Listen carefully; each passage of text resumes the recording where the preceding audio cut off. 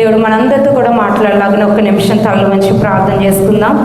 స్తోత్రం స్తోత్రం స్తోత్రం తండ్రి, మహాపరిశుద్ధుడ సర్వోన్నతుడైన యేసునాథనికి వందనాలు. ఇదిగోనయ్యా, కొన్ని నిమిషాలు నీకు వాక్య భాగంలోండి ధ్యానించబోతూ ఉండగా దేవా, ఇదిగో నన్ను పూర్తిగా మీరు మరుగు చేయండి దేవా. నా యొక్క జ్ఞానం కాదు, నా యొక్క మాటలు కాదు, కానీ కేవలం దేవ ఇదిగోనయ్యా, నీకు ప్రజలకు కావలసినటువంటి వాక్కును మీరు వెల్లడి చేయవలసిన నేను ప్రార్థిస్తూ ఉన్నాను నాదా.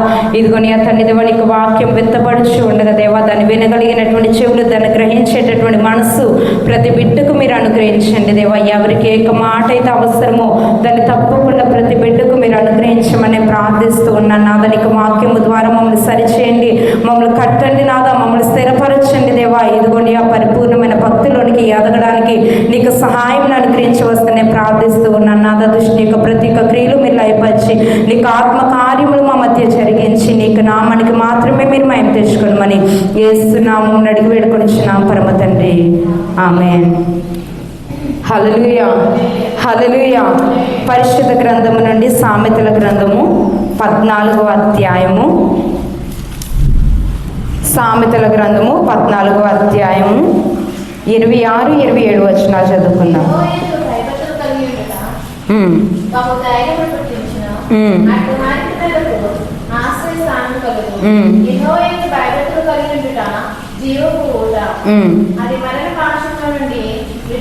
చాలండి. యెహోవా యందు భయభక్తులు కలిగి ఉండుట బహుధైర్యము పుట్టించును, అట్టి వారి పిల్లలకు ఆశ్రయ స్థానము కలదు. యెహోవా యందు భయభక్తులు కలిగి ఉండుట జీవపు ఊట, అది మరణ పాశములో నుండి విడిపించును. హల్లెలూయా హల్లెలూయా. ఇక్కడ చూసినట్లయితే మనందరికీ కూడా తెలుస్తున్నదే, ఆ యొక్క జ్ఞాని అయినటువంటి రాజు అయినటువంటి యొక్క సొలొమోను మరి యొక్క తన యొక్క అనుభవంలో నుండి మరి మాటలను తెలియజేస్తూ ఇక్కడ అంటూ ఉన్నాడు. ఇక 14వ అధ్యాయంలో యెహోవా యందు భయభక్తులు కలిగి ఉండుట బహు ధైర్యము పుట్టించును. హల్లెలూయా. ఇంకా 2-3 విషయాలు అక్కడ దేవుని యందు భయభక్తులు కలిగి ఉండటం వలన మనకు ఏమి కలుగుతుంది అనేటటువంటి యొక్క విషయం మనం చూస్తూ ఉన్నాం. అయితే ప్రారంభంలో అక్కడ అంటూ ఉన్నాడు యెహోవా యందు భయభక్తులు కలిగి ఉండుట అని అంటూ ఉన్నాడు. యెహోవా యందు భయభక్తులు కలిగి ఉంట అంటే ఏంటండి? భయము అంటే ఏంటి? యెహోవా యందు భయము కలిగి ఉండుట అని చెప్పి అన్నాడు. మనం చూసినట్లయితే సాధారణంగా పిల్లలు ఎవరికి భయపడతారండి? తల్లిదండ్రులకు భయపడతారు కదా. అదేవిధంగా టీచర్స్కి, వాళ్ళ స్కూల్కి వెళ్తారు కాబట్టి టీచర్స్కి వాళ్ళు భయపడుతూ ఉంటారు. అదేవిధంగా ఒక పొలంలో పనిచేసే కూలివాడు ఎవరికి భయపడతాడు? రైతుకి భయపడతాడు. ఎందుకంటే రైతు దగ్గర నుంచి తను ఏం పొందుకుంటున్నాడు? తన పనికి ఒక జీతాన్ని తాను పొందుకుంటున్నాడు కాబట్టి ఇక రైతుకి తాను భయపడతాడు. అదేవిధంగా ఉద్యోగస్తులు ఎవరికి భయపడతారండి? ఉద్యోగస్తులు ఎవరికండి? మీ పైన నియమింపబడినటువంటి అధికారికి మీరు భయపడతారు. అదేవిధంగా ప్రతి పనివాడు కూడా తన్ని ఎవరైతే నియమించారో వారికి ఏం చేస్తారు? భయపడతారు. భయపడడం అంటే ఏంటి? ఇప్పుడు చెప్పండి, భయపడడం అంటే ఏంటి? ఒక మాటలో చెప్పాలంటే భయపడడం అంటే చూడంగానే వణకేయడమో లేకపోతే ఏదేదో చేసేయడం కాదు. భయపడుతున్నాము అంటే దానికి గల రుజువు ఏంటంటే వారు అప్పగించినటువంటి పనిని, వారు చెప్పినటువంటి దానిని, దానికి లోబడి దాని ప్రకారంగా పని చేస్తే నువ్వేం చేస్తున్నట్టు? ఆ యొక్క అధికారికి లేకపోతే నీ పైన ఉన్న వారికి నువ్వు భయపడుతున్నట్లు, అంతే కదండి. అంతేగాని ఒక మూలకు వెళ్ళిపోయి కనపడకుండా దాక్కుని నేను భయపడుతున్నానంటే అది కరెక్టా? కనపడకుండా దాక్కోవడం వల్ల అది భయపడినట్టు కాదు, ఆ భయం వేరు. కానీ ఇక్కడ మనం భయపడుతున్నామంటే మనలను నియమించినటువంటి వ్యక్తి చెప్పిన ప్రకారంగా చేస్తే, ఆ వ్యక్తి అప్పగించిన పనిని నమ్మకంగా చేస్తే అప్పుడు నువ్వు ఏ విధంగా ఉన్నట్టు? ఆ వ్యక్తికి నువ్వు విధేయత చూపిస్తున్నట్లు, భయపడుతున్నట్లు. అదే విధంగా ఇక్కడ భక్తుడైనటువంటి ఇక సొలొమోను అంటా ఉన్నాడు యెహోవా యందు భయభక్తులు కలిగి ఉండాలి అని అక్కడ కొన్ని విషయాలు చెప్తా ఉన్నాడు. కానీ మరి మనం ఎంతవరకు నిజంగా దేవునికి భయపడుతున్నామండి? కదా, అన్నిటికీ భయపడతామా? అన్నిటికీ భయపడతాం. మన తల్లిదండ్రులకు భయపడతాము, మన టీచర్స్కి భయపడతాము, లేకపోతే మన పైన నియమింపబడిన వారికి భయపడతాము. అన్ని విషయాల్లో చాలా నమ్మకంగా ఉంటాం. కానీ దేవునికి భయపడే విషయంకి వచ్చే మనం అందరం కూడా ఏం చేస్తామండి, చాలా సాకులు ఉంటాయి కదా. ఎవరు లోకం అంటే దేవుని కంటే లోకం మనకి ఎవరు కనబడరు కదా. అందరికీ మనము విలువనిస్తాం, అందరికీ వారు చెప్పిన మాటకి మనం ప్రాధాన్యత ఇస్తాం. కానీ దేవుని దగ్గరికి వచ్చేసరికి మనకి ఏదైనా సాకు చెప్పడానికి ఎవరైనా ఉన్నారా, లేకపోతే ఏదైనా విషయాన్ని మనము కొంచెం తర్వాతకి వాయిదా వేయడానికి ఏదన్నా ఉన్నదా అంటే అది దేవుని విషయమే కదా. కానీ దేవుని సన్నిధి అంటే మాత్రం ఏముండదు, మనకి భయం అనేది అంత మాత్రము ఉండదు. మనం భయపడుతున్నామంటే దానికల్లా రుజువు ఏంటి, మనము దేవుని మాట వింటే, ఆయనకు విలువనిస్తే, ఆయనకు ప్రాధాన్యత ఇస్తే, ఆయనకి ఇవ్వాల్సినటువంటి ఘనతను మనం ఇస్తే అప్పుడు మనం ఏం చేస్తున్నట్లు, దేవునికి భయపడుతున్నట్లు కదా. ఒక చిన్న అధికారి వచ్చి, ఊర్లో ఒక చిన్న ప్రెసిడెంట్ గారు వచ్చి, అమ్మ నీతో మాట్లాడాలి ఒకసారి నా దగ్గర రా అంటే మనం ఏం చేస్తామండి, ఏం చేస్తాం, తర్వాత వస్తానండి అని మనం ఏమన్నా వాయిదాలు వేస్తామా? వాయిదాలు అస్సలే. ఏమో ఆ ప్రెసిడెంట్ గారు పిలిచారంటే మనం ఏమవ్వాలి, ఖచ్చితంగా చెప్పిన టైం కంటే ముందన్నా వెళ్ళిపోవాలి, కానీ ఆలస్యం అయితే చేయకూడదు. వెంటనే మనం ఏం చేస్తాం, మనకి ఎన్ని పనులు ఉన్నా వాటన్నిటినీ విడిచిపెట్టడానికి సిద్ధమైపోతాం. ఎందుకు, అక్కడ ఒక అధికారి మనల్ని పిలిచాడు, ఆయనకు మనం ఏమి ఇవ్వాలి, విలువనివ్వాలి, గౌరవాన్ని ఇవ్వాలి, ఘనతనివ్వాలి. కాబట్టి మనం ఏం చేస్తాం, మన పనులన్నీ ప్రక్కన పెట్టేస్తాం. ఒకవేళ అవ్వినా అవ్వకపోయినా, వంట అవ్వలేదనుకో ఏం చేస్తారు, ఎవరికైనా అప్పగించడం, లేకపోతే ఈ రోజుకి కూర మానేసి పచ్చడితో అయినా అన్నం తిన్నా నష్టం లేదు కాబట్టి ఏం చేస్తాం, మనం అన్ని పనులు కూడా ఏం చేస్తాం, మనం ప్రక్కన పడేస్తాం. ఎందుకు, ఆ వ్యక్తికి ఇచ్చే విలువ అలాంటిది. కానీ దేవుని మందిరానికి రావాలంటే, అదే దేవుని మందిరానికి సమయానికి రావాలంటే ఏం చేస్తామండి, రావడానికి ప్రయత్నిస్తామా? పర్వాలేదులే వెళ్దాంలే, పాటలు అయ్యాక వెళ్దాంలే, ఆరాధన అయ్యాక వెళ్దాంలే, వాక్యం టయానికి వెళ్దాంలే కదా. ఎందుకంటే మనం అంటే మన యొక్క హృదయంలో ఆయనకి ఇచ్చేటటువంటి స్థానము దాన్ని సూచిస్తూ ఉన్నది. చాలామంది అంటూ ఉంటారు, మా భర్త దేవుడిని నమ్ముకోలేదండి, ఆయన రోజు కూర తెస్తారు, కూర వండితే కానీ రావడానికి ఉంటుంది, లేట్గా తెస్తున్నారు, ఇలా చాలా వంకలు ఉంటాయి. ఒక 2 వారాలు తెచ్చిన కూర వండకుండా ప్రక్కన పెట్టండి, నాకు టైం అయిపోతుంది కాబట్టి ఈరోజు కరెక్ట్గా ఈ సమయం తెస్తేనే వండుతాను, లేదంటే వండడం అవ్వదు అన్నారు అనుకోండి, 3వ వారం నుంచి ఏం చేస్తారు, తెచ్చిన వండట్లేదని కరెక్ట్గా ముందే తెచ్చిచ్చేస్తారు.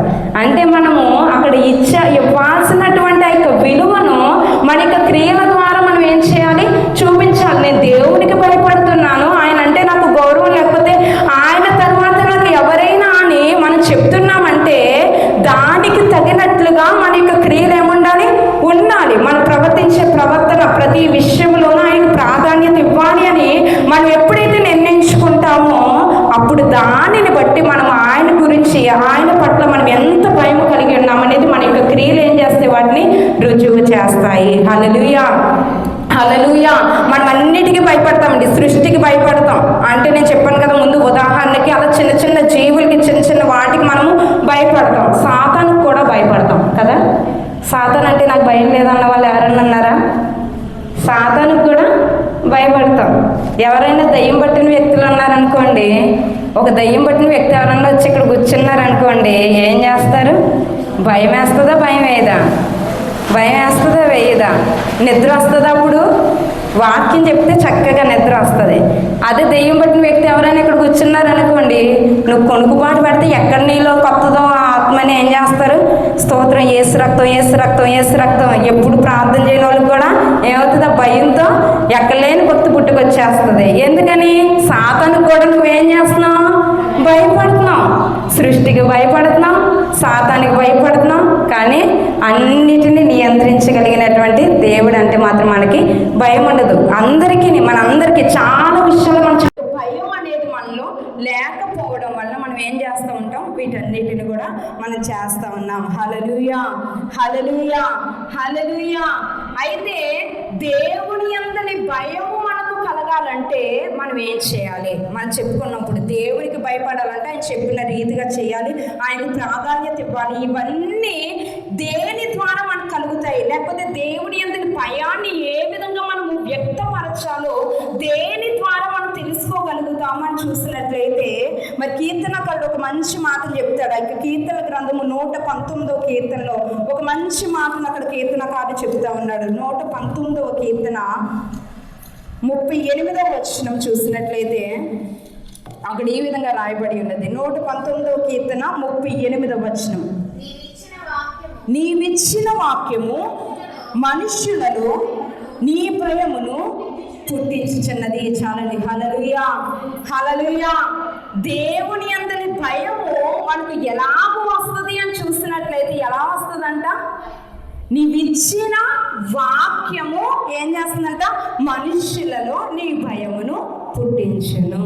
దేని ద్వారా మనకు భయం వస్తుంది? దేవుని యందలి భయము, మామూలు భయం కాదు. దేవుని యందలి భయము మనకు రావాలంటే దేని ద్వారా వస్తుందంట? ఆయన వాక్యము ధ్యానించుట వలన నిజముగా దేవునికి ఎలాగ లోబడాలి, నిజముగా ఆయనకి ఎలాగ భయపడాలి, నిజముగా ఆయన ఎలాగ గణపరచాలి, నిజముగా ఆయన ఎలాగ సేవించాలి, నిజముగా ఆయనకు విధేయత ఏ విధంగా చూపించాలి, ఇది మనకు నేర్పేది ఏంటంట? ఆయన యొక్క వాక్యము. హల్లెలూయా, హల్లెలూయా. ఆయన యొక్క వాక్యము ద్వారా మనం ఏం చేస్తామంట? నిజముగా ఆయనకు భయపట్టును మనము నేర్చుకోగలుగుతాము. హల్లెలూయా, హల్లెలూయా. ఇక్కడ ఇంచుమించుగా చాలా వరకు చదువు వచ్చిన వాళ్ళే కదా, అందరం కూడా చదువుకున్న వాళ్ళమే.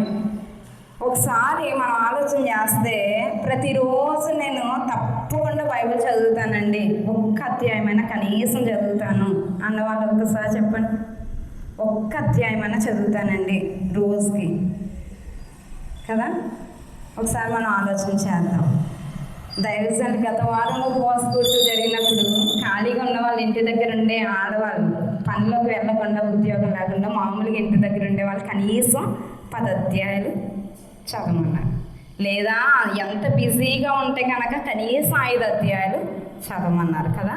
కానీ మరి మనం ఎన్ని అధ్యాయాలు చదువుతున్నామండి? ఒక్క అధ్యాయం చదువుతున్నామా అంటే దానికి కూడా ఆలోచించేటటువంటి పరిస్థితిలో ఉన్నాం. కానీ ఇక్కడ దావీదు అంటూ ఉన్నాడు, నీ వాక్యము ఏం చేస్తుంది? ఏం చేస్తుంది? నీ భయాన్ని పుట్టిస్తుంది. ఆయన ఎందుకు భయం ఎలా కలిగి ఉండాలో ఆయన వాక్యాన్ని ధ్యానించకుండా మనం ఎంత మాత్రం కూడా తెలుసుకోలేము. నిజంగా వాక్యం అనేది ఈ దినాల్లో చూసినట్లయితే మనందరికీ కూడా బైబిల్ గ్రంథం చాలా అందుబాటులో ఉంది కదండి. మన ఇంతకు ముందు మనిషికి ఒక బైబిల్ ఉండాలంటేనే చాలా కష్టం. కానీ ఇప్పుడు ఒక్కొక్కరికి చాలా మంది బైబిల్ అంటే ఇష్టం ఉన్న వాళ్ళు అన్ని భాషల్లోని అన్ని సైజుల్లోని కలెక్ట్ చేసి కొనుక్కుని పెట్టుకునే వాళ్ళు కూడా చాలా మంది ఉన్నారు. విస్తృతంగా మంచిగా అందుబాటులోనికి అందరికీ కూడా అన్ని భాషల్లోనికి వచ్చాయి. కానీ ఒక చిన్న సంగతి మనం గమనించినట్లయితే మరి మన తెలుగు భాషలోనికి డెన్మార్క్ నుంచి వచ్చినటువంటి ఒక మిషనరీ, ఆయన పేరు బెంజమిన్ స్కూల్స్. ఏంటండి? Benjamin schools. ఆ యొక్క బెంజమిన్ అనేటటువంటి ఆ యొక్క వ్యక్తి ఇక తెలుగు భాషలోనికి బైబిల్ను తర్జుమా చేయడానికి ఆయన మొట్టమొదటిగా శ్రమించారు. అయితే ఆయన ద్వారా అది అవ్వలేదు. ఎందుకంటే ఆయన చేసినవన్నీ కూడా నష్టపోవడం వల్ల అది ప్రింట్ చేయడం జర్మనీ దేశానికి పంపారు, కానీ అది అవ్వలేదు. కానీ తర్వాత ఇంకా చాలా మంది వ్యక్తులు చాలా ప్రయాసపడి ఈ బైబిల్ గ్రంథాన్ని మొట్టమొదటిగా నూతన నిబంధనలు, తర్వాత బైబిల్ అంతటిని కూడా తర్జుమా చేస్తారు. తర్జుమా చేసిన దాన్ని మళ్ళీ అందరూ తప్పులు ఉన్నాయి, ఎంతవరకు సరైన రీతిలో ఉన్నది అనేది చాలా మంది ప్రయాసపడి ఎన్నోసార్లు తనిఖీ చేసి చేసి చేసి చివరికి ఇటు విధంగా మనకి బైబిల్ గ్రంథం అనేది అందుబాటులోకి వచ్చింది.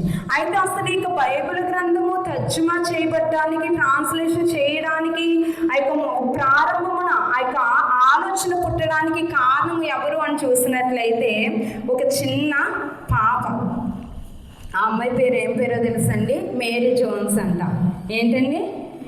Mary Jones. ఆ యొక్క చిన్న పాప వేల్స్ అనే ఆ దేశంలో ఆమె జన్మించింది. తన యొక్క తల్లిదండ్రులు ఇద్దరు కూడా చేనేత కార్మికులు అంట. చేనేత కార్మికులు అంటే తెలుసు కదండి, బట్టలు నేసేటటువంటి వారు. వారు చాలా పేద కుటుంబం అన్నమాట. అయితే కానీ వారు ప్రభువును కలిగి ఉండడం వల్ల ప్రతి ఆదివారం కూడా ఏం చేసేవారు? క్రమం తప్పకుండా వారు దేవుని మందిరానికి వెళ్ళేవారు.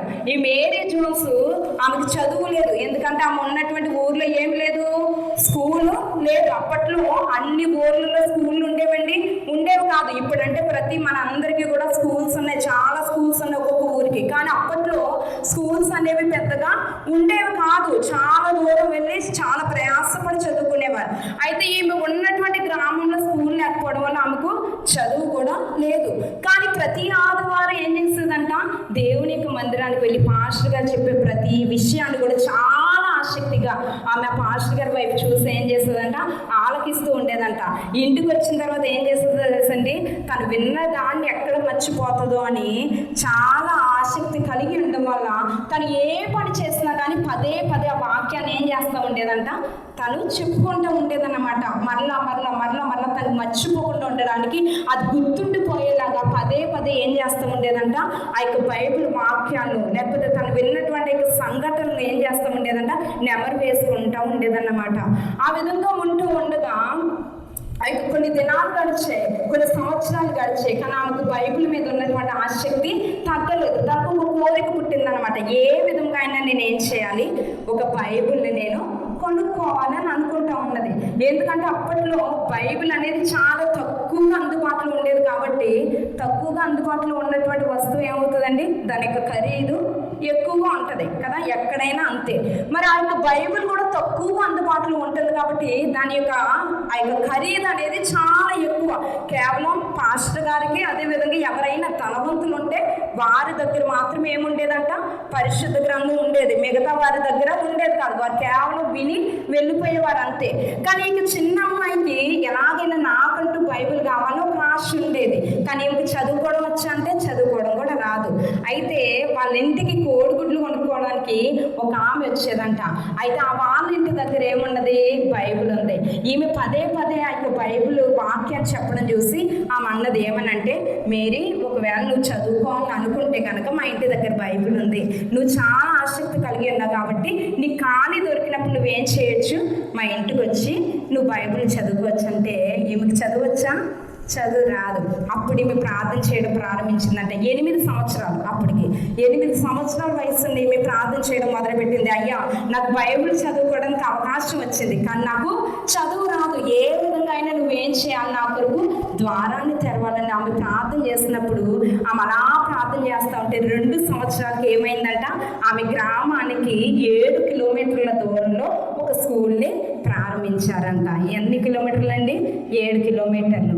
ఆమె ఏం చేస్తుందో తెలుసా, 7 కిలోమీటర్లు ప్రతిరోజు కాలినడకని ఏం చేస్తుంది, వెళ్ళేది. దేని కొరకు, చదువుకోవడం ఏ విధంగా నేర్చుకోవాలి. ఎందుకంటే బైబిల్ చదవాలంటే చదవడం రావాలి. ఆమె తనకున్నటువంటి ఆసక్తిని బట్టి 8 నెలల్లోనే ఏం చేసిందంట, రాయడము చదవడం నేర్చేసుకుంది. సంవత్సరం కూడా అవ్వలేదు, 8 నెలల్లో చదవడము, ఆ యొక్క రాయడము అంతా కూడా పూర్తిగా నేర్చేసుకుంది. 8 నెలలు పూర్తయిన తర్వాత అప్పుడు ఏం చేస్తుందంట, ప్రతి శనివారం ఆమెకు ఖాళీ దొరికిన సమయంలో ఆ యొక్క స్త్రీ యొక్క ఇంటికి వెళ్ళి ఏం చేసేది, ఆ యొక్క బైబిల్ చదవడం ప్రారంభించింది.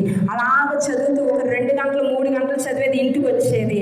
అయితే తన యొక్క హృదయంలో ఆశ, నాకు కేవలం వారానికి ఒక్కసారి నేను ఏం చేయగలుగుతున్నాను, బైబిల్ చదవగలుగుతా ఉన్నాను. అదే నాకంటూ బైబిల్ అంటే ఎప్పుడు కావాలంటే అప్పుడు నేనేం చేయొచ్చు, బైబిల్ చదువుకోవచ్చు అని ఈమె ఏం చేయడం మొదలుపెట్టింది. ఈసారి దేవ, నాకంటూ ఒక బైబిల్ కావాలని అనుకుంది. తన తల్లితో అంటే తన తల్లి అంది, అమ్మ, మనం చాలా పేదవాళ్ళం, బైబిల్ చాలా ఖరీదు, దాన్ని కొనేటటువంటి స్తోమత మనకి లేదు కాబట్టి మనం ఎంత మాత్రం కూడా దాన్ని కొనుక్కోలేమంటే ఆమె ఏం చెప్పిందో తెలుసండి, మేరీ.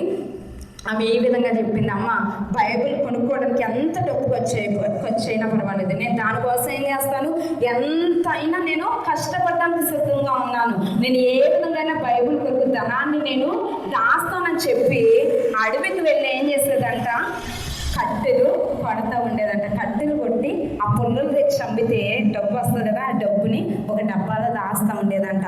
తను కోళ్ళని పెంచేదంట, కోళ్ళు గుడ్లు పెడతా, గుడ్లు అమ్మి ఆ వచ్చిన డబ్బుని ఏం చేస్తుందంట, ఆ డబ్బాలో దాస్తూ ఉండేదంట. అంతేకాదండి, ఉద్యోగస్తుల పిల్లలు ఉంటారు, వాళ్ళని చూసుకోవడానికి ఎవరు ఉంటారు కదా, వాళ్ళు చూసి ఆ పిల్లల్ని చూసినందుకు ఎంతో మంది ఇచ్చేవారట.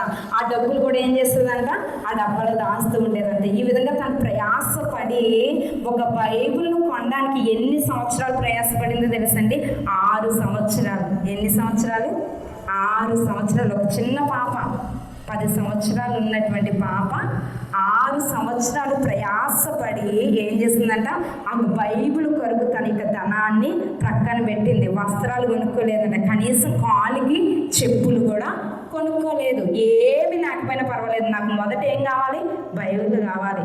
అదే తన యొక్క ఆశ, దాని కొరకు ప్రయాసపడింది. 6 సంవత్సరాలు గతించిన తర్వాత బైబిల్ ఎక్కడ పడితే అక్కడ దొరికేవి కాదు, అది ఎక్కడో ఒక సిటీలోనే అవి దొరికేవి. అప్పుడు ఆ బైబిల్ ఉన్నటువంటి స్త్రీ దగ్గరికి వెళ్ళి, అమ్మ నాకు బైబిల్ కావాలి, నేను ధనాన్ని సమకూర్చుకున్నాను, ఇది ఎక్కడ దొరుకుతుంది అని అడిగినప్పుడు ఆ యొక్క స్త్రీ చెప్పింది, పలానా సిటీలో ఒక మిషనరీ ఉన్నారు చార్లెస్ గారు, ఆయన దగ్గరికి వెళ్తే నీకేమవుతుంది, బైబిల్ మన యొక్క భాషలోనికి దొరుకుతుంది అని చెప్పింది. కానీ ఆ సిటీ ఎంత దూరమో తెలుసండి, 42 కిలోమీటర్లు. ఎంత దూరం అంట? 42 కిలోమీటర్లు. వీరి వద్ద నుండి అక్కడికి వెళ్ళడానికి ఎలాంటి రవాణా సౌకర్యాలు కూడా లేవు. అన్ని కొండలు గుట్టలు తినున్నటువంటి ఊరు. కాబట్టి తన యొక్క తల్లి అందమ్మని ఒకదానివి ఎలా వెళ్తావంటే, లేదు, ఎలాగైనా నేను ఏం చేయాలి, ఆ యొక్క బైబిల్ నాకు కావాలని తన యొక్క ధనాన్ని చేత పట్టుకుని ఏం చేసిందంట, 42 కిలోమీటర్లు. వేసుకోవడానికి చెప్పులు కూడా లేవు. ఓన్లీ కేవలం మామూలుగా తన యొక్క కాలి నడకని ఏం చేస్తుందంట, ఆ యొక్క కొండలు గుట్టలు అన్నీ దాటుకుని 42 కిలోమీటర్లు నడిచి ఆ యొక్క వ్యక్తి దగ్గరికి వెళ్ళిందండి, మిషనరీ దగ్గరికి వెళ్ళిందంట. వెళ్ళి తను ఎలా ప్రయాసపడిందో, తను ఎంత కష్టపడిందో అంతా చెప్పి, అయ్యా నాకు వేల్స్ భాషలో, నా భాషలో నాకు ఒక బైబిల్ కావాలి అని అడిగిందంట. అని అడిగితే ఆ యొక్క వ్యక్తి, ఆ మిషనరీ చెప్పినటువంటి సమాధానం ఏంటో తెలుసండి, నిన్ననే మన దగ్గర 3 బైబిళ్ళు ఉండేవి, 3 బైబిళ్ళు కూడా అమ్ముడైపోయాయమ్మా మన భాషలో. ఇప్పుడు బైబిల్ అంటూ నా దగ్గర ఏది ఒక్కటి కూడా లేదు.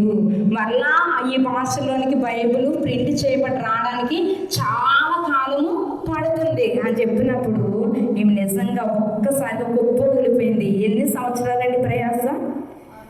6 సంవత్సరాలు. ఎంతగానో ప్రయాసపడింది, కష్టపడింది. కానీ కష్టానికి అయిక ప్రతిఫలం దక్కనప్పుడు వెంటనే చాలా బిగ్గరగా ఆడడం మొదలుపెట్టిందంట.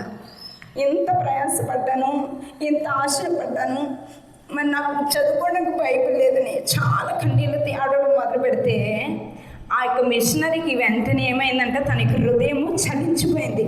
ఇంత చిన్న పాపకి బైబిల్ అంటే ఇంత ఆసక్త, బైబిల్ చదవాలి ఇంత ఆమె కోరిక ఆమె కలిగి ఉన్నదని ఇంకా చిన్న పాపను చూసి ఏమన్నారంటే, అమ్మ నేను చదువుకునేటటువంటి బైబిల్ ఏం చేస్తాను, నీకోసం నేను ఇస్తాను, నువ్వు పడినటువంటి యొక్క ప్రయాస, నీకు ఆసక్తిని చూస్తే నేను ఎంత మాత్రం కూడా ఉండలేకపోతున్నానని వెంటనే ఆయన దగ్గర ఉన్నటువంటి ఆయన చదువుకునేటటువంటి బైబిల్ ఏం చేస్తారు, అయితే చంటి పాపకి ఇచ్చారనమాట.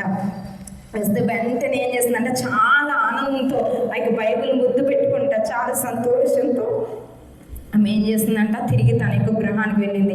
ఆ దినం మొదలుకుని ఏదైనా వస్తువు దొరికిన తర్వాత మనం ఏం చేస్తాం, కొత్తలో చాలా జాగ్రత్తగా ఏం చేస్తామండి చూసుకుంటాం. కానీ పాత పడే కొద్దీ, రోజులు గడిచే కొద్దీ మనం ఏమవుతుంది, దాని మీద ఉన్న ఆసక్తి ఏమవుతుంది, కోల్పోతాం కదా.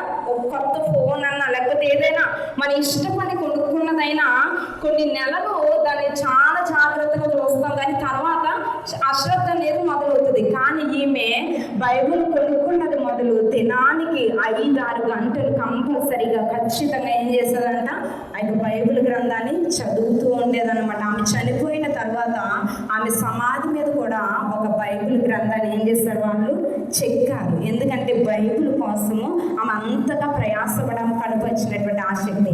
అయితే ఆమె ఇంటికి వెళ్ళిపోయింది. ఇంటికి వెళ్ళిపోయిన తర్వాత ఈ మిషనరీలందరికీ కూడా ఒక మీటింగ్ ఉంటే ఆ మీటింగ్లో ఇక మిషనరీ అన్నారనమాట, నా దగ్గరికి ఇలా ఒక చిన్న పాప వచ్చింది, ఆమె కలిగినటువంటి ఆసక్తి నేను చూస్తే నేను చాలా ఆశ్చర్యపోయాను. కాబట్టి ఇప్పుడున్నటువంటి బైబిళ్ళు సరిపోవు, ఇంకా ఎక్కువ మోతాదులో ఇంకా ఎక్కువ సంఖ్యలో ఏం చేయాలి, మనము ప్రింట్ చేయాలి, ఇది చాలా అవసరము అని చెప్పి ఆయన వెళ్ళిన చోటల్లా ఈ పాపను వచ్చి సాక్ష్యం చెప్పడం మొదలుపెట్టారు. అప్పుడు ఏం చేశారంటే అందరూ కలిసి సరే అని చెప్పి ఆ భాషలోకి ఎక్కువ బైబిల్ ప్రింట్ చేయడానికి మొట్టమొదటిగా ఒక బైబిల్ సొసైటీని ప్రారంభించారు. ఆ తర్వాత మళ్ళీ వాళ్ళు ఆలోచించారు, కేవలం ఈ భాషలోకే కాదు, ప్రపంచంలో ఉన్న ప్రతి భాషలోనికి ఏం చేయాలి, బైబిల్ తర్జుమా చేయాలి, అందరికీ అందుబాటులోకి రావాలి, అందరూ కూడా దేవునికి వాక్యాన్ని తెలుసుకోవాలని ఈ దినాన్ని మనం చూసినట్లయితే ఇంచుమించుగా 147 బైబిల్ సొసైటీలు స్థాపించబడ్డాయి. ఇప్పుడు మనం చదువుకుంటున్నటువంటి ఇక తెలుగులో ఇక బైబిల్ ఉంది. ఇక బైబిల్ సొసైటీ ఎక్కడ అని చూసినట్లయితే బెంగళూరు, మన ఫ్రంట్ పేజ్లో చూస్తే అక్కడ రాయబడి ఉంటుంది Bible society of India Bengaluru అని రాయబడి ఉంటుంది. అక్కడ మనకు బైబిల్ సొసైటీ ద్వారా ఇక ఇండియా అంతా కూడా ఏం చేయబడుతున్నాయి, బైబిల్ ప్రింట్ చేయబడతా ఉన్నాయి, ఇక అందరికీ కూడా పంపిణీ చేయబడతా ఉన్నాయి. అనగా చిన్న పాప ద్వారా ఏం కలిగిందండి? బైబిల్ అందరికీ వెళ్ళాలి అనే ఆలోచన పుట్టింది. ఆ ఆలోచన ద్వారా ఈ దినాన్ని ఇంకా అనేక మంది భక్తుల యొక్క శ్రమ ఫలితముగా, వారు పడిన ప్రయాసము ఫలితంగా ఈ దినాన్ని బైబిల్ గ్రంథము మనకి చేతిలోకి వచ్చింది. కానీ చాలా మంది త్యాగం అయిపోయారు, చాలా మంది ప్రయాసపడ్డారు, చాలా మంది తమ సమస్తాన్ని వదిలిపెట్టి మన భాష రాకపోయినా నేర్చుకుని వారు ఏం చేస్తారు? బైబిల్ గ్రంథం తెలుగు వాళ్ళకు కూడా దేవుని వాక్యం తెలియబడాలని వారు అంత ప్రయాసపడి మరి ఆ కృషి చేస్తూ వచ్చినటువంటి బైబిల్ దినాన్ని మనం ఎంతగా విలువిస్తున్నామండి, దానికి విలువిస్తున్నామండి. అసలు ఆ త్యాగాన్ని గుర్తిస్తే, అమ్మో అంతమంది ప్రయాసపడితే కదా దేవుని మాటలు నేను నా చేతిలోకి వచ్చాయని ఒకవేళ ఆ త్యాగము మనకు తెలిస్తే మనం చదవకుండా ఉండగలుగుతామా? ఉండలేం. కానీ మనం ఏం చేస్తాం? చాలా సులువుగా బైబిలే కదా, చర్చికి వెళ్ళినప్పుడు పట్టుకెళ్దామని అప్పటి వరకు కబుర్లో పెడతాం, మిగతా రోజులు ఏంది అంత మాత్రం ముట్టుకోం. మరలా చర్చికి వచ్చేటప్పుడే బైబిల్. చాలామంది ఈ దినాల్లో చూస్తే సెల్ ఫోన్లు ఉండడం వల్ల కొంతమంది అయితే బైబిల్ కూడా తేవట్లేదు. ఇంకా బైబిల్ అవసరం లేదు, సెల్ ఫోన్లో యాప్ ఉంది కదా, అందులో చూసుకుందాం. కానీ దావీదు అంటూ ఉన్నాడు, ఆయన వాక్యము దేవుని భయాన్ని మన హృదయంలో ఏం చేస్తుందంట? పుట్టిస్తుంది. నిజంగా ఆయన ఏ విధంగా ఆయన త్రోవలో నడవాలి, ఆయన ఏ విధంగా సేవించాలి, ఆయన మాటకు ఏ విధంగా మనం లోబడాలి, ఏ విధంగా మనము ఆయన భయాన్ని ఆయనకు వ్యక్తపరచాలి అనేది మనకు ఒక మార్గాన్ని చూపించేది ఏంటండి?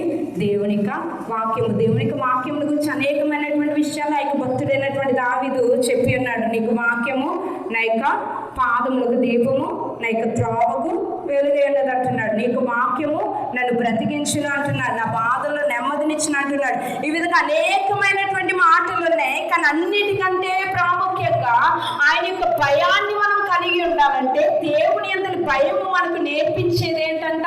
దేవుని యొక్క వాక్యము. ఆయన యొక్క వాక్యము మనం చదివినప్పుడు ఆయన యొక్క భయాన్ని మనము కలిగి ఉండగలము. హల్లెలూయా, హల్లెలూయా. అయితే ఏ విధముగా ఆ యొక్క భయాన్ని కలిగి ఉండడం వల్ల మనకు వచ్చేటటువంటి ప్రయోజనం ఏంటి? ఆ యొక్క భయాన్ని మనం కలిగి ఉండడం వల్ల మనకు కలిగేటటువంటి లాభం ఏమిటి అని చూస్తున్నట్లయితే, ముందు చదువుకున్నటువంటి దానిలోనే ఆ యొక్క సామెతల గ్రంథంలో మనం చదువుకున్నాం కదా, అక్కడ ఒక 4 విషయాలు, అక్కడ 3-4 విషయాలు అక్కడ చెప్తా ఉన్నాడు భక్తుడు. ఆ యొక్క సామెతల గ్రంథం 14:27 వచనాలు, 26-27 వచనాలు చూసినట్లయితే అక్కడ 2-3 విషయాలు, ఆ యొక్క 3-4 విషయాలు అక్కడ చెప్తా ఉన్నాడు. యెహోవా యందు భయభక్తులు కలిగి ఉండుట బహుధైర్యము పుట్టించును. మొట్టమొదటిగా ఏంటండి? ఆయన యందు మనం ఎప్పుడైతే భయాన్ని కలిగి ఉంటామో అది మనకి ఏం పుట్టిస్తుందంట? ధైర్యము పుట్టించును అని రాయబడి ఉన్నది. హల్లెలూయా, హల్లెలూయా. ఏం పుట్టిస్తుంది అంటే ధైర్యము పుట్టిస్తుంది. ఎలాంటి పరిస్థితిలోనైనా ఆయనకు వాక్యము లేకపోతే ఆయనకు భయము మనం కలిగి ఉంటే మనకేం కలిగి ఉంటాము? ధైర్యాన్ని కలిగి ఉంటాము. దానికి ఒక మంచి ఉదాహరణ, నేను త్వరగా నాకు మాటలు ముగిస్తాను. ఒక మంచి ఉదాహరణ ఎవరండి? భక్తుడైనటువంటి యోబు కదా.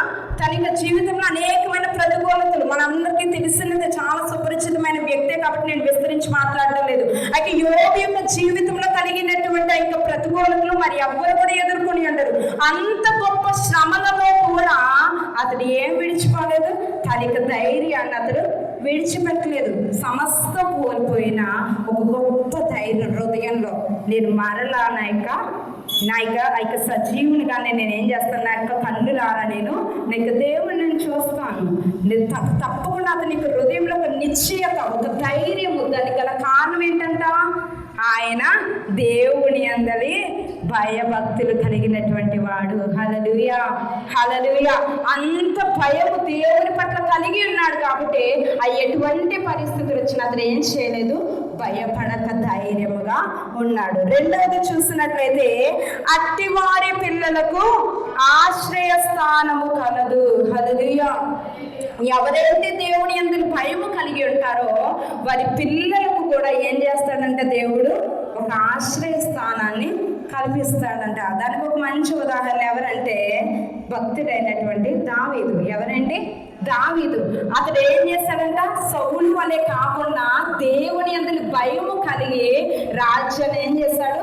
పరిపాలించాడు. ప్రతి విషయంలో దేవుడు ఏది చెబితే అదే పాటించడానికి సిద్ధమై సిద్ధమయ్యాడు. ఆయన ప్రవక్తల ద్వారా ఏదైతే బయలుపరుస్తున్నాడో దాన్ని మాత్రం అతడు ఏం చేశాడు, అనుసరించి నడిచాడు. అంతే కదా, భక్తుడైన ఆయన దావీదు దేవునికి వాక్యము కొరకు, ధర్మశాస్త్రము కొరకు అతడు వివరించినట్లుగా మరి ఎవరు వివరించలేదు. కీర్తనలన్నీ మనం చూసినట్లయితే మనకు అర్థమవుతాయి. ఆయన దేవుని వాక్యానికి అంత ప్రాముఖ్యతనిచ్చాడు. ఆయన అంత భయభక్తులు అతను నిలిపి ఉన్నాడు. కాబట్టి ఒక మంచి నిబంధన దేవుడు చేస్తాడు. దావీదుకి ఏమన్నాడండి, ఏం వాగ్దానం ఇచ్చాడండి దావీదుకి? ఈ సింహాసనం మీద నీ పిల్లల్లో ఖచ్చితంగా ఒకరు ఏం చేస్తారు, ఈ సింహాసనం మీద కూర్చుంటారు నిశ్చయంగా, స్థిరముగా. ఇంకా నిబంధన ఏం చేశాడు దేవుడు, స్థిరపరిచేశాడు. దావీదును బట్టి తరువాత తరములన్నిటికీ కూడా ఖచ్చితంగా అనేక కుమారులను ఒకరు ఏం చేస్తారు, ఇక సింహాసనం మీద కూర్చుండి రాజ్య పరిపాలన చేస్తారు. సొలొమోను దగ్గర నుంచి చాలా మంది రాజులు ఏం చేస్తారు, దేవుని అందరి భయాన్ని నిలిపారు. వాళ్ళు నిలపలేదు, వారు కోల్పోయారు. అన్య దేవతలు పూజించడం మొదలుపెట్టారు, చెడు మార్గాలను అనుసరించడం మొదలుపెట్టారు. అయినప్పటికీ వారి యొక్క కుమారులను ఒకరు కూర్చుండి పెట్టాడు సింహాసనం మీద. అంటే దానికి గల కారణం ఏంటి, ఒక భక్తి కలిగినటువంటి, భయము కలిగినటువంటి దావీదు ఉన్నాడు. అతనిని బట్టి అతని యొక్క పిల్లలందరి యొక్క భవిష్యత్తుని దేవుడు ఏం చేశాడు, ఆశీర్వదించాడు. హల్లెలూయా, హల్లెలూయా, హల్లెలూయా. మూడోదిగా ఏంటండి, యెహోవా యందు భయభక్తులు కలిగి ఉండుట జీవపు ఊట, అది మరణ పాశములో నుండి విడిపించును. హల్లెలూయా. మూడోదిగా ఏంటంట, ఎవరైతే భయాన్ని కలిగి ఉంటారో దేవుని అందరి, వారికి ఆ యొక్క మరణములో నుండి విడుదల కలిగజేసి జీవాన్ని ఏం చేస్తాడంట, అనుగ్రహిస్తాడు.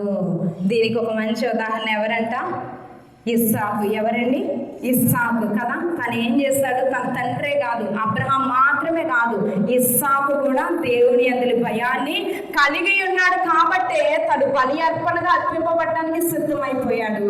కానీ దేవుడు మరణానికి అప్పగించలేదు. మరణ పాశముల నుండి విడిపించి ఏం చేశాడు, తనకు బదులుగా గొర్రె పిల్లని అర్పించి తనకి జీవాన్ని అనుగ్రహించి ఉన్నాడు. మన యొక్క జీవితంలో మనము అధైర్యపడుతూ ఉన్నాము, పరిస్థితులు బట్టి భయపడుతూ ఉన్నాము, పరిస్థితులు బట్టి మనము కలవరపడుతూ ఉన్నామంటే మనలో ఇంకా ఏమి లేనట్టు, దేవుని అందరి ఉండాల్సినంత భయం మనకు లేదు. ఇంకా ఎందులోనూ మనం వెనక్కి వెళ్ళిపోతున్నాం. కాబట్టి పరిస్థితులు బట్టి మనం ఏం చేస్తూ ఉన్నాం, భయపడతా ఉన్నాము. భయము వల్ల మనుషులకి ఏమొస్తుందంట,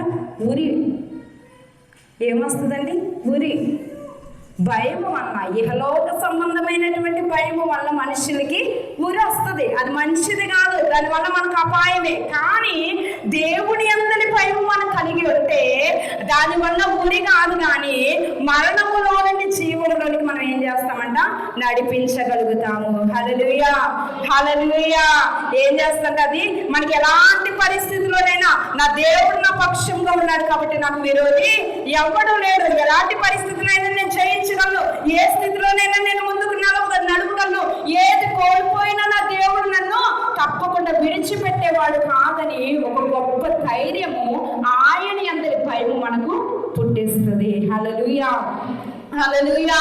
రెండవదిగా ఏంటంట, అక్కడ అంతా ఉన్నాడు, మన పిల్లలకు కూడా దేవుడు ఏం చేస్తాడంట, ఒక ఆశ్రయ స్థానాన్ని దేవుడు కలిగిస్తాడంట. మన భక్తిని బట్టి, మన భయాన్ని బట్టి ఏం చేస్తాడండి, 3 తరముల వరకు, ఆ యొక్క కోపం అయితే 3 తరముల వరకు ఉంటుంది, కానీ ఆయనకు దయ ఆయుష్కాలం అంతా ఉంటుంది. మనం దేవుడి యందు ఎప్పుడైతే భయాన్ని కనపరుస్తామో, తగినటువంటి రీతిలో ఆయన ఎప్పుడైతే సేవిస్తామో, ఎప్పుడైతే కనపరుస్తామో, మన పిల్లల పిల్లల పిల్లల తరముకు దేవుడు ఏం చేస్తాడట, ఆ యొక్క ప్రతిఫలాన్ని దేవుడు నిశ్చయముగా మన బిడ్డలకు, మన తర్వాత రానున్న తరాల వారికి దేవుడు ఏం చేస్తాడు, అనుగ్రహిస్తాడు. మన బిడ్డలకు భవిష్యత్తు బాగుండాలంటే, వారికి మంచి ఆశ్రయ స్థానం దేవుడు కల్పించాలంటే మనం ఏం చేయాలంట, ఆయన అందరి భయాన్ని మనము కలిగి దేవునికి సన్నిధానంలో ముందుకు నడవాలి. చివరిదిగా మన యొక్క ఆ యొక్క మరణంలో నుండి విడిపింపబడి మన యొక్క నిత్య జీవంలోనికి మనం ప్రవేశించాలి. ఆ యొక్క శాశ్వతమైనటువంటి పట్టణాన్ని మనం అందరం కూడా చేరాలి. యుగాలు కూడా ఆయనతో పాటు మనం నివాసము చేయాలి అంటే మనకు ప్రాముఖ్యముగా ఉండవలసింది ఏంటంట, ఆయన అందరి భయాన్ని మనము కలిగి కలిగి ఉండాలి. అప్పుడు మాత్రమే మనం ఏం చేయగలము, ఆయన యొక్క రాజ్యానికి వారసులుగా మార్చబడగలము. దీనంతా ఇవన్నీ మనం పొందుకోవాలంటే ఏముండాలి, దేవుని యందు భయం ఉండాలి. ఆ దేవుని యందు భయాన్ని కూడా మనం కలిగి ఉండాలి. దాని నుండి ఎంత మాత్రం వెనక్కి తగ్గకూడదంటే మనం ఏం చేయాలి, ప్రతి దినం కూడా ఆయన యొక్క వాక్యాన్ని ధ్యానించేవారుగా ఉండాలి. ఈ వాక్యాన్ని ఎప్పుడైతే చదువుతామో ఏది చేయాలో ఏది చేయకూడదో, ఎలా ఉండాలో ఎలా ఉండకూడదు సమస్తము మనకి ఎవరో చెప్పాల్సిన అవసరం లేదు. ప్రతిదీ కూడా ఏం చేస్తుంది, ఇక వాక్యమే మనలను నడిపిస్తుంది. మనం ఏ సమయంలో ఎలా ఉండాలి, ఎక్కడ ఎలా ఉండాలి, ఎలా ప్రవర్తించాలి, ఎలా నడుచుకోవాలి, మన యొక్క సమస్తాన్ని కూడా ఏం చేస్తుందండి, సరిచేస్తుంది. సరి అయినటువంటి మార్గములు మనలను నడిపించేది దేవుని యొక్క వాక్యము. కాబట్టి ఆయన యొక్క వాక్యాన్ని మన నిత్యము కూడా ధ్యానించేవారుగా, మన యొక్క హృదయం అనే పలకల మీద ఆయన యొక్క వాక్యాన్ని మనం ముద్రించుకుని ఆయన యొక్క రాకడ కొరకు సిద్ధపడే కృపను దేవుడు మనందరికీ కూడా అనుగ్రహించిన గాక. దేవుడి యొక్క కొద్ది మాటలు మనందరి యొక్క వెలుగుల్లో ఫలింపజేయను గాక. అందరం కూడా కళ్ళు మూసుకుందాం. హల్లెలూయా, హల్లెలూయా, హల్లెలూయా. పరిశుద్ధుడానికి వందనాలయ్యా, సర్వాధికారి అని యేసునికి వందనాలయ్యా. అవును నాది, ఇదిగోనియా నీ యందు భయం కలిగి ఉండటం వలన నాదా, ఇదిగోని తండ్రి ఎలాంటి పరిస్థితుల్లోనైనా దాన్ని ఎదుర్కొనే ధైర్యాన్ని పుట్టిస్తుంది అంటున్నావు. ఇదిగోని ఏమైతే పెట్టారు అదే ఆశ్రయ స్థానంగా ఉంటుంది అంటున్నావయ్యా. ఇదిగోని ఆ యొక్క తండ్రి మరణ పాశములను విడిపించి ఆ యొక్క తండ్రి జీవాన్ని అనుగ్రహిస్తుంది అంటున్నావు. అవునయ్యా, ఏ లోక సంబంధమైన భయము వల్ల మాకు ఊరి వస్తుంది, దానివల్ల అపాయము కలుగుతుంది, దానివల్ల ఎలాంటి ప్రయోజనం ఉండదు. కానీ నీ అందరి భయము కలిగేంటి నేనా ఇదిగోని అనేకమైనటువంటి ఆశీర్వాదములు మా కొరకు సిద్ధపరిచి ఉండగా, అవునయా అన్నిటికీ మూలాధారమైనటువంటి నీకు వాక్యాన్ని ధ్యానించే బిడ్డలుగా మేము ఉండడానికి సహాయం చేయండి. అవుని అనేక సార్లు నిర్లక్ష్యముగా, అనేక సార్లు అజాగ్రత్తగా, ఇదిగోని అనేక సార్లు నాది ఇదిగోనియా ఇదిగో తండ్రి మేము ప్రక్కన పెట్టినటువంటి సందర్భాలు ఉండగా, ఇదిగో దయతో మన్నించండి దేవా. ఇదిగోని నిత్యము నీకు వాక్యముని ధ్యానించేవారుగా, ఇదిగో దావీదంటూ ఉన్నాడు కదా, ఇదిగోని ఆ రాత్రి జాములు కాకలు పేనైక హృదయము నీకు వాక్యము ఆశపడుతున్నదని చెప్తున్న రీతిగా, అవును నిత్యము నీకు వాక్యము కొరకైనటువంటి ఆసక్తి, నీకు వాక్యము ధ్యానించడం కొరకైనటువంటి ఆ యొక్క తప్పిగా ప్రతి బిడ్డ హృదయంలో అట్టి ఆసక్తిని వాటి తండ్రి కోరిక మీరు పుట్టించమని ప్రార్థిస్తూ ఉన్నానయ్యా.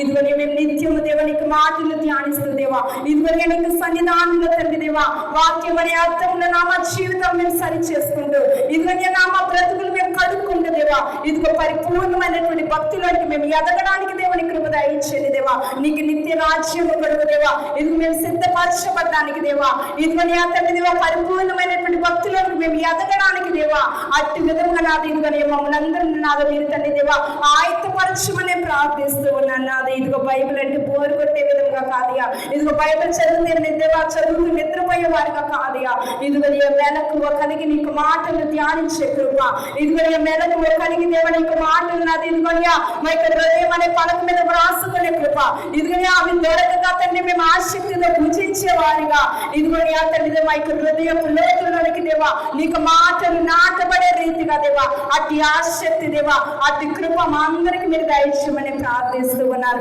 మరొకసారి ఇదిగోని ఇక్కడ కూడి వచ్చిన బిడ్డలందరినీ కాస్తాలకు సమర్పిస్తున్నామయ్యా.